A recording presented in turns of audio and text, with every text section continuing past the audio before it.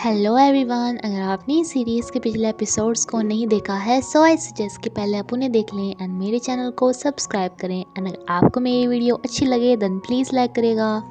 Chang शेंग को काफ़ी ज़्यादा चिंता हो रही थी कि पता नहीं ध्यान इतने टाइम से इसके पास क्यों नहीं आया इससे मिलने के लिए, क्योंकि इसे नहीं पता था कि उसकी मॉम ने उसका किडनैप करवा लिया है। चैंग फैंग से जो इस घर का ओनर यहाँ पे इससे मिलने के लिए आया था वो गलती से अपना फ़ोन यहीं पर ही भूल गया था, जिसपे कि शाओ जाओ का फ़ोन आ जाता है एंड चैंग जियांग को पता चल जाता है कि शाओ जाओ ने इसके घर के ओनर को फोर्स किया ये घर उसे बेचने के लिए। ध्यान तभी से ही खाना नहीं खा रहा था। नहीं अपनी मॉम को कहता है कि आपने तो मुझे कभी प्यार किया ही नहीं, लेकिन अब जब मुझे कोई प्यार करने वाली मिली है तो आप उसको भी मेरे पास नहीं रहने दे रही हैं। एंड ये खाने की प्लेट फोड़ के इसी से ही अपनी मॉम को डराने लगता है कि मैं अपना गला काट लूँगा, जिस पे इसकी मॉम को भी झुकना पड़ता है। नी से बोल देती है कि जाओ दफ़ा हो जाओ यहाँ से, कभी घर पे वापस मत आना, चले जाओ उस लड़की के पास। इस ऑनर से शंग फैंग कंफर्म करा लेती है कि शाओ जाओ ने जानबूझकर ऐसा किया। तभी इसे फॉलिंग बताती है कि इनके बॉस डीके चैंग शेंग से मिलना चाहते हैं, इसे अपने घर के लिए पैसे भी इकट्ठे करने हैं, तो क्या पता बॉस से बात करके कुछ काम बन सके। लेकिन बॉस ने इसे यहाँ पे बुलाया था इसे बोलने के लिए कि क्या ये शाओ जाओ के लिए कोरियोग्राफ कर सकती है।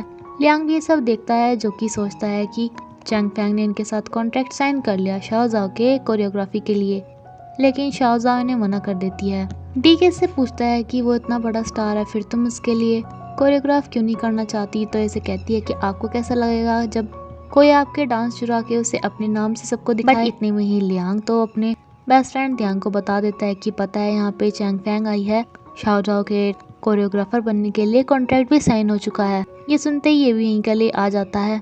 चैंग फैंग लिफ्ट से जा ही रही थी कि शाओ जाओ भी यहाँ पर घुस आता है, जो कि इसे कहता है कि तुमने डीके को मेरा सीक्रेट क्यों बताया कि मैंने डांस कॉपी किया था। तो ये कहती है कि क्यों ना बताऊं जब तुमने मुझसे वो घर छीनने की कोशिश की। अच्छा मुझे तुम्हारा पहले ही पता चल गया था कि तुमने सिर्फ मेरा यूज़ किया अपने डांस के लिए। लेकिन ये तो इसके गले ही पड़ जाता है कि नहीं मैं तुम्हें सच में प्यार करता था एंड अब भी करता हूँ। तभी लिफ्ट खुलती है एंड ध्यान ये सब देख लेता है कि दोनों कितने ज़्यादा क्लोज हैं। इसका तो खून खोल उठता है। ये इसे एक पंच लगाता है जिसपे शाओ जाओ भी इसे कहता है कि तुम्हें क्या लगता है कि मैं तुम्हें मार नहीं सकता। अब तक मैंने तुम्हें इसलिए कुछ नहीं कहा था, मुझे लगा था कि तुम छोटे हो बच्चे हो, लेकिन मैं तुम्हें मार सकता हूँ। लेकिन इसी बात पे चैंग फैंग भी इसको एक रख देती है कि अगर इसे हाथ लगाया ना तो फिर देखना मैं क्या करूँगी। लियांग ने भी ये सब कुछ देखा था एंड अभी से काफ़ी अफसोस होता है कि यार मैंने तो गलती कर दी, मुझे गलतफहमी हो गई थी कि उसने कॉन्ट्रैक्ट साइन कर लिया जबकि उसने किया ही नहीं था।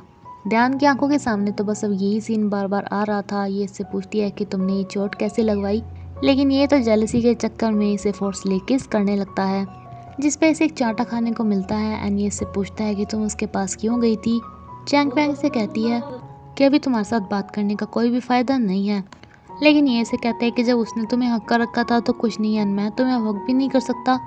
मैं ऐसा क्या करूँ कि तुम सिर्फ मुझे लाइक करो और किसी को भी नहीं। चैंग फैंग को भी समझ में पड़ता है कि ये सारी ध्यान की सिर्फ इनसिक्योरिटीज़ हैं, जिसकी वजह से वो इतना ज़्यादा पागल हुए जा रहा है। मूड थोड़ा ठीक होने पे ध्यान इससे कहते हैं कि सॉरी मुझसे गलती हो गई, बस मुझे जेलसी हो रही थी। लेकिन चैंग फैंग इसे कहती है कि मुझे पता है तुम्हारी जेलसी हो रही थी, लेकिन तुमने जो जेलसी को दिखाने का तरीका अपनाया वो बिल्कुल गलत था एंड बहुत ज़्यादा हर्टफुल।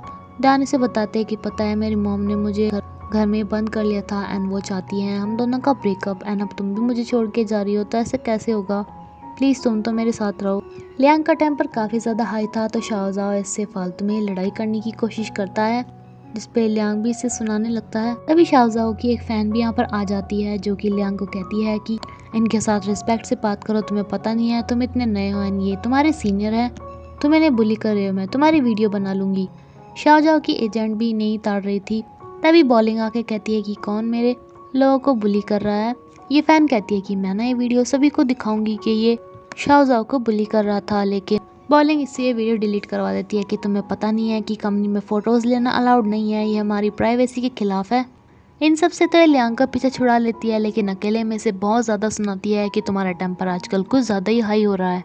इस इंडस्ट्री में तुम्हें सबके साथ अच्छे से बिहेव करते हुए रहना होगा, चाहे तुम उन्हें पसंद करो या ना करो, वरना तुम्हारे करियर की शुरुआत में ही तुम हार जाओगे। लियांग इसे सॉरी बोल के चला जाता है, लेकिन इसके बाद ये अपनी बॉस के साथ बात करती है जिससे कि इसके मैटर को थोड़ा सॉर्ट आउट करा सके। इसकी एजेंट इसे बोलती है कि अब तुम चैंग फैंग के बारे में ही सोचती रहोगे क्या, जिसपे कहता है कि तुम मेरी एजेंट हो ठीक है, लेकिन तुम्हें मेरी पर्सनल मैटर्स में इतना नहीं घुसना चाहिए। एनी इसे कहती है कि अच्छा वो टाइम भूल गई जब तुम मुझे मेरे साथ फ्लर्ट करते थे क्योंकि तुम्हें अपना करियर बनाना था। एंड इसके बाद ये आन्यान से बात करती है जिसकी ये सर्जरी करा रही थी। चैंग फैंग को समझ में नहीं आ रहा था कि ध्यान इतना ज़्यादा इनसिक्योर एंड पोजेसिव क्यों है, इसलिए ये अपने डॉक्टर से बात करती है जो कि इसे बताती है कि उसे अपने पेरेंट्स का प्यार कभी नहीं मिला, इमोशन सारे ख़त्म थे, इसलिए जब उसे तुमसे ज़्यादा प्यार मिला है तो वो कुछ ज़्यादा इमोशनल होता जा रहा है। ये एक मेंटल डिसऑर्डर है, तुम्हें उसकी ज़्यादा केयर करनी होगी और उसे बताना होगा कि तुम उसे बहुत ज़्यादा प्यार करती हो, उसे इतना इनसिक्योर होने की ज़रूरत नहीं है। एंड जैसे कि वो एक फिज़िक्स जीनियस है तो उसे बात मानने में काफ़ी ज़्यादा डिफ़िकल्टी होगी कि उसे मेंटल इलनेस है, इसलिए तुम ये बात उसे मत पता लगने देना। ध्यान के पास उसकी मॉम का फ़ोन आता है जो कि चैन शैन ही उठा लेती है। अब ये पता लगने पे कि दोनों अब भी एक साथ ही हैं, ध्यान की मॉम से मिलने के लिए बुलाती है। चैंग वैंग अपने फ़ोन की लोकेशन ध्यान के फ़ोन में ऐड कर देती है जिस पे ध्यान कहता है कि नहीं नहीं, मुझे बस उस टाइम पे जेलस हो गई थी, मैं तुम पे कोई नज़र वगैरह रखना नहीं चाहता। लेकिन ध्यान चैंग फैंग कहती है कि पर मैं चाहती हूँ कि मैं जहाँ भी जाऊँ तो तुम्हें पता हो, जिस पे तुम मुझे लेने भी आ सको। इसके टीचर इसे बताते हैं कि पहला जो प्रोजेक्ट इसने किया था वो काफ़ी ज़्यादा अच्छा गया, इसलिए इसे एक नया ऑफ़र मिला है, इसे एक टीम के साथ काम करना होगा। लेकिन तभी इसके पापा यहाँ पर आ जाते हैं जो कि इसके काफ़ी ज़्यादा मस्का लगा रहे थे। लेकिन ध्यान समझ जाता है कि ज़रूर कुछ गड़बड़ है। एनी ने कहता है कि डायरेक्ट मुद्दे पे आओ। तो इसके पापा कहते हैं कि तुम्हारी मॉम ने मुझसे डिवोर्स लेना चाहती है लेकिन मैं ऐसा नहीं करना चाहता, तो तुम प्लीज़ मेरी हेल्प करो ना।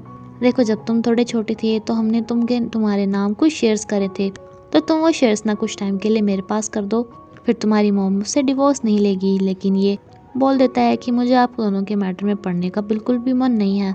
इसके पापा इसे कहते हैं कि तुम मेरे अकेले तो बेटे हो, मैं तुम्हें बहुत ज़्यादा प्यार करता हूँ। लेकिन ये कहता है कि अच्छा आप श्योर भी हो कि मैं ही सिर्फ आपका बेटा हूँ या कोई और भी है।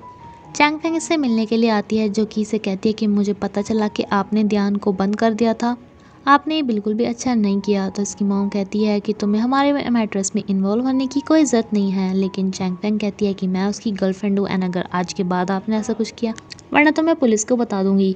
ध्यान की मॉम इससे कहती है कि तुम्हें पता भी है तुम्हारे चक्कर में उसने सुसाइड करने की भी कोशिश की थी। तो ऐसे कहती है कि क्या आपको पता है कि वो बीमार है, लेकिन ये बस ये बोल देती है कि तुम बस उससे दूर रहो।